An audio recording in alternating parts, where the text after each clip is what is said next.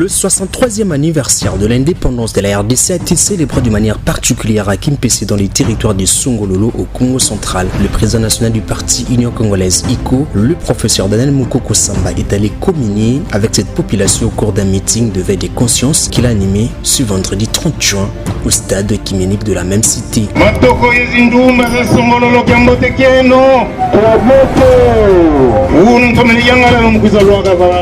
Territoire ya Songololo nzolele kutula matondo kwa tata Justin ye tata Dibasema kadiba ubeta sikilisa mambu makimbuka keto tubokelele vo Union Congolaise mubungufi uko nangalumwene tunaye couleur verte ya iko quand le moyen de la drapeau en kakazina zambwa nanga lutomeneza mona lutomeneza ya ko mukuba mtuna mukwenda ku mambo ma vote metaso savo konso parti kafikota mu regroupement politique wana beto iko Union Congolaise côté mon regroupement, il y a un groupe Action pour l'unité nationale, AUN.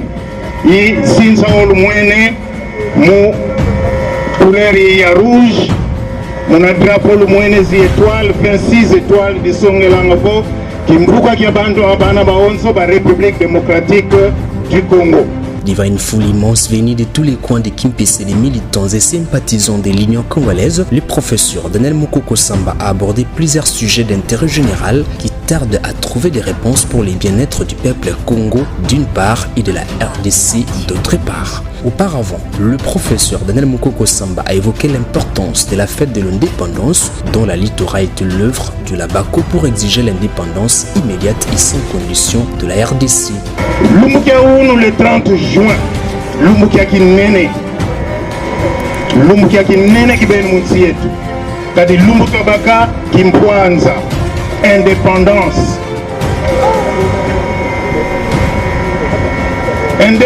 yoyo bantu bantete bavuva mvuvo wadipanda tuzolele bakongo bakala bantu bantete parti antete ya lomba indépendance c'était la BACO nanga kabunako le premier parti politique qui avait dit indépendance maintenant, pas dans 30 ans, c'était la BACO de Joseph Kasavubu, de Daniel Kanza, de Nzezalando et de Kingotolo et les autres. Baou bakangama, onso bakangama na tata Simon Kimba. Kadi dipanda pe yani onchete walomba dio. Yani vo ndombe sikakuma mundele sikakuma ndombe. Bana luenda mubikalasi. Kadi beno silwa tuadisa msieno. Insasa ya indépendance. Beto mosi ba congolais tutuadisa msietu. Lumbukia wonu qui est le 30 juin.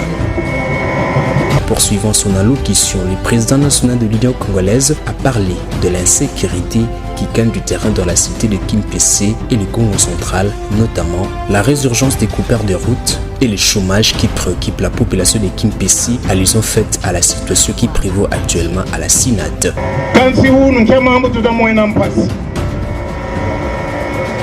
Bien fait nanga insécurité kabuna ko ibuno ukwenda kani munzila hii tukwenda Kinshasa Matadi o kalwendi daga mumpimpa ba couper de route musique quartier o bakuluna mafili maonse yakala Matadi yakala Mbanza Ngungu Kimpese Kisantu insécurité ikote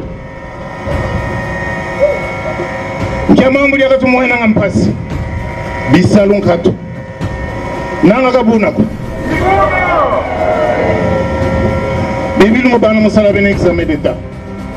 Ils sont des dizaines de milliers. sibasosa kwenda ku universite zizadidie bana mono musi ku universite ilonga zizadidie bana bwamani sibikalasi kibafeti sosa disala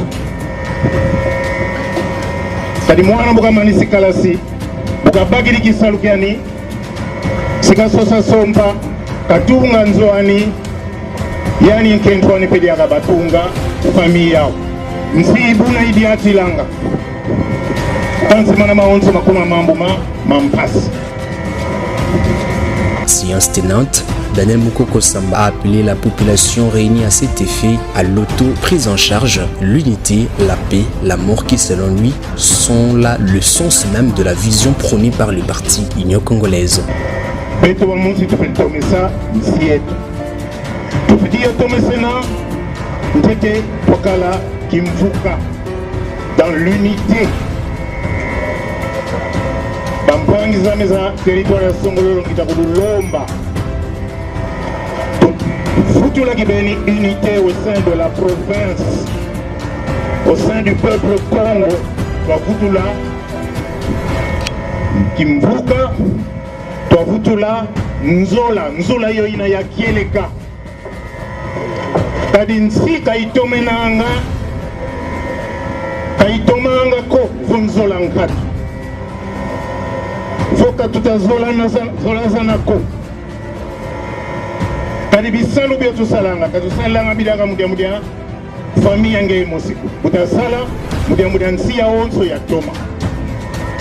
Alors kisalu fitike sadila muna nzola ya onso no imambu moto tanuane na beto mu parti ya beto ya UCO Union Congolaise imambu beto tanuane na mu regroupement ya beto ya Action pour l'unité nationale mu futula unité nationale tala unu kiki una territoire ya Kwamut province ya Maindo bateke bayaka muvunda sanabe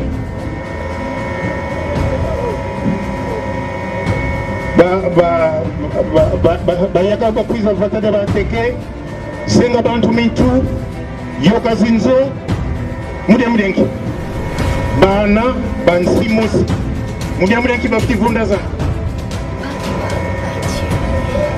bakatu kili kuna kwa mutu bakotele ku territoire zankaka bibilungi aluti nangalo widi bakotele même ku territoire ya Kimvula ku Congo Central mkuzatula mavwanga mu mapata bantu bandika tina nga mapata watu vitito mesena nsi vo lufufa muno alunako muna mapata meto muna zisite zetu muna maville meto mutu vandilanga.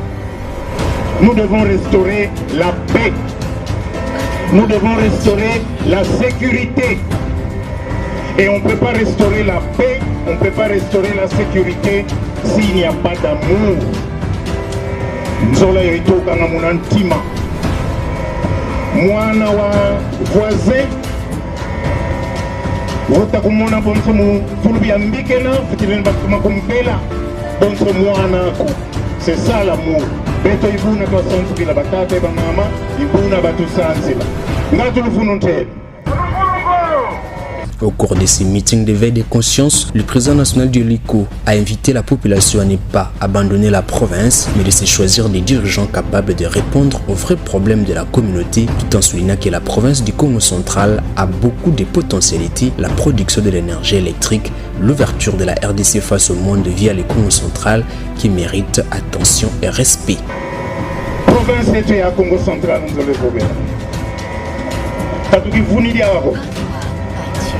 Bampangizame katuki vuniko province ya Congo central mobilu mubibi kaina va moko mabe toko munsolo loza bamfumu bafitwa de sa province kape toko tubwanda ku Congo central ku Kongolia diambudina tuzolele dia soba diambudina de petit soba. Parce que muntu yo unakwiki nsasa ko yo unatinka kuma katuminanga mometa luti la Congo central. Oui, nous sommes tous dans la République démocratique du Congo. Oui, nous sommes tous unis. Kansi Kabeto au Congo central, tu fais qu'on a commandé politique et à province et à Lualaba. Votre a commandé politique et à province et à Sud Kivu. Idina, Munsolo lozozi takuiza. Tutuma keba, tutuma tala, ostwazaya, banani tu vota bakwenda ku assemblée provinciale. Tala manda yo ina ya antikidi mu 2019. Depuis toi antikidi yaou, bientôt 3 présidents à l'Assemblée provinciale. Combien de gouverneurs? 5 gouverneurs. Pour tout compte les intérimaires. 5 gouverneurs dans un mandat. Province Boyi Feti Tomena. Vos gouverneurs Galeni Bouanda 2 ans. Mandat il y a 5 ans. Quand vous avez 2 ans, 3 ans pour le sauver, et vous avez visité 1 an le sauver, et vous avez visité province Boyi Feti Tomena. Mon sobolon pesina. Qui tente qui côté entre les députés provinciaux, qui tente qui côté entre les acteurs politiques de la province du Mos. Province qui est Thomas. Mais si nous avons l'outil de la courant, il faut que nous ayons courant, une énergie, une énergie. Vous savez la usine, vos énergies. Vous savez l'énergie, il y a yingi, il y a Mfunzambi Katula, Munsi, il y a RDC. Donc la Kouina. Inga, c'est le plus grand site au monde. Il y a une qui a produire énergie à Inga. L'untela de Rabatata et Bamam. Vous tomez tala, si il y a RDC. Inkia kuma Mfunzambi Katula.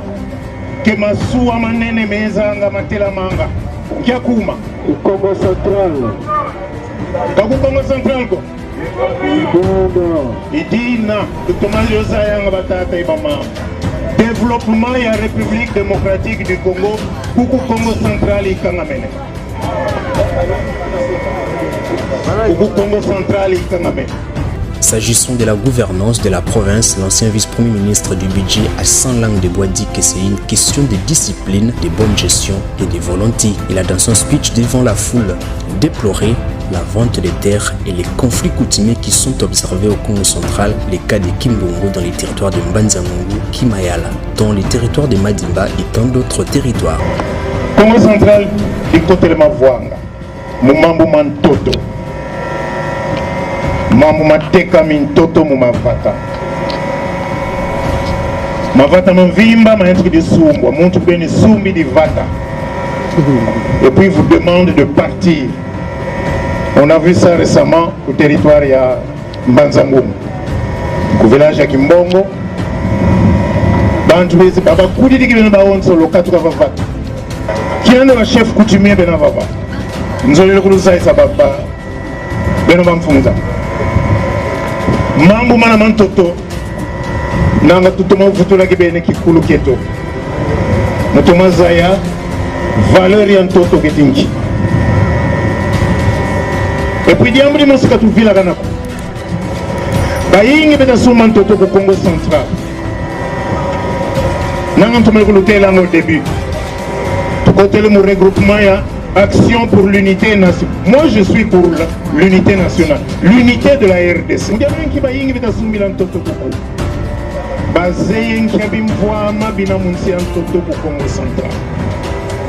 Beaucoup achètent des terres ici parce qu'ils ont la carte minière du Congo central. Nanga lutomene zaya, mambo mamine, yobi mvwa bikala munsi Toto, ketinkama vuanga binatanga muzinsi. Donc butu tuka kasangulu ti ou le tuka kumata. Vous pouvez faire une cimenterie n'importe où. L'endroit la cimenterie. Matadi menamunsi. Il y a du cuivre au Congo central. Il y a d'autres minéraux au Congo central. Bimvama bina yamolebe Rwanda konifio. Santé ngolo mutomesa agriculture. nzeye ke va territoire ya Songololo bantu bazeye sala agriculture kadi mona to mona ngabutu kutanga bima pela bi mudia mena nkitu kujisiti sanga mtoto miatu sisila makulu betu katuvila kana ko ba umvita banuana mutani na mtoto mina batu sisila mioto tatekela beto récemment ngombe za kontine kukimayala territoire Madimba bena yuvulangebu muntu musi wategele 100 hectares mu $3,000 100 hectares mu $3,000 $3,000